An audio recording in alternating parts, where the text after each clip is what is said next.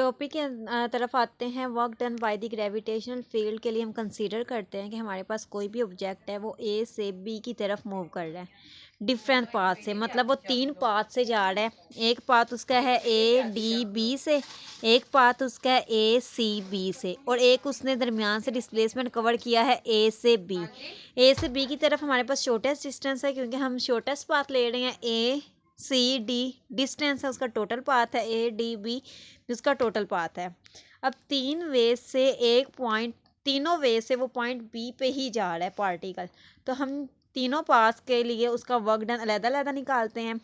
पहले पाथ है पाथ 1, उसका है work done along the path A D B. A D B path के लॉन्ग वर्क डन क्या है? पहले हम वर्क डन फाइंड करते हैं ए से डी के लिए, फिर वर्क डन फाइंड करेंगे डी से बी के लिए। वर्क डन ए से डी। फोर्स हमारे पास ग्रेविटेशनल फोर्स हमेशा डाउनवर्ड एक्ट करती है। डाउनवर्ड ग्रेविटेशनल फोर्स पॉजिटिव होती है, अपवर्ड नेगेटिव होती है। मतलब जैसे जैसे हम फील्ड से आउटवर्ड जाते जा रहे होते हैं तो हमारे पास ग्रेविटेशनल फोर्स की वैल्यू डिक्रीज होना शुरू हो जाती है जैसे ही अर्थ की, क्योंकि ग्रेविटेशनल फोर्स हर चीज़ को अपनी तरफ अट्रैक्ट करती है। तो ए से डी की तरफ फोर्स और डिस्प्लेसमेंट के दरमियान एंगल कितना है? 90 का है कि हमारे पास वेट फोर्स जो है एम जी वो डाउनवर्ड एक्ट कर रहा है, और आपके पास जो डिस्प्लेसमेंट है वो ए से डी की तरफ जा रहा है। मैं क्लियरली आपको दोबारा से बता देती हूँ ये कि हमारे पास जो डिस्प्लेसमेंट है वो इस साइड पे है, और जो फोर्स का वेक्टर है एम जी, ग्रेविटेशनल जो फोर्स है वो डाउनवर्ड एक्ट कर रही है। W is equal to M G, और ये आपके पास क्या है? डिस्टेंस है। फोर्स और डिस्प्लेसमेंट के दरमियान में एंगल कितना बन रहा है? 90 का, ए से डी की तरफ जाते हुए। तो जब ए से डी की तरफ जाएगा हमारा ऑब्जेक्ट, तो वो क्या होगा? उन दोनों के दरमियान में एंगल 0 होगा, 90 होगा, और कोस 90 किसके इक्वल होता है? 0 के। तो ए से डी की तरफ जाते हुए वर्क डन क्या आ जाएगा? 0 आ जाएगा। अब जाते हैं डी से बी की तरफ। डी से बी की तरफ जाएंगे।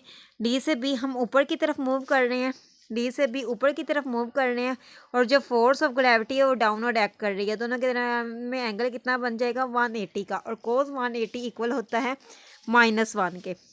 तो हमारे पास यहाँ पे वर्क डन की वैल्यू क्या आ जाएगी? -mgh। एच क्यों लिया है यहाँ पे? अब डी से बी तक उसकी क्या है? टोटल हाइट है कि वो ऑब्जेक्ट कितना ऊंचाई पे गया है।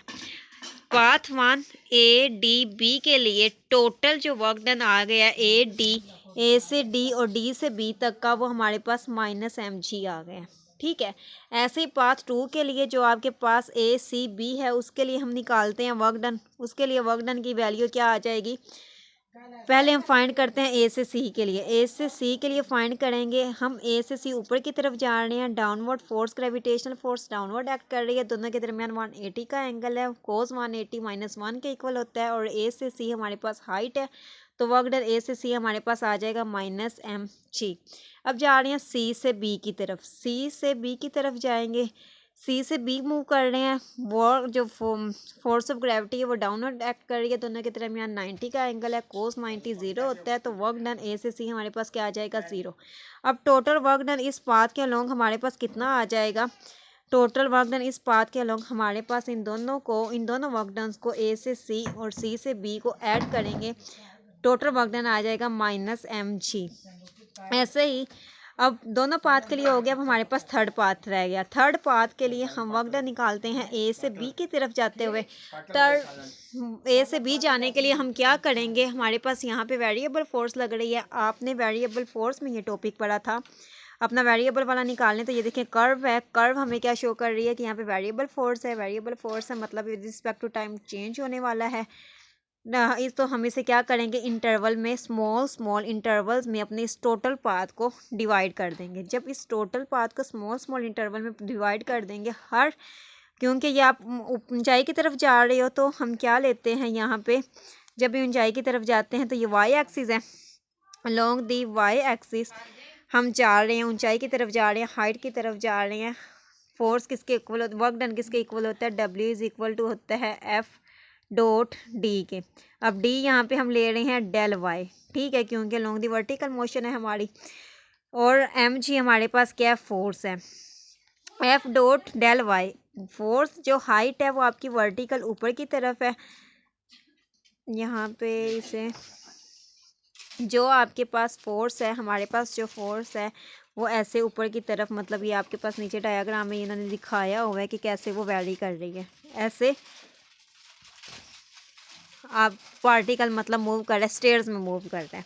अब फोर्स क्या है उसकी, डाउनवर्ड है। डिस्प्लेसमेंट उसका क्या है, इस साइड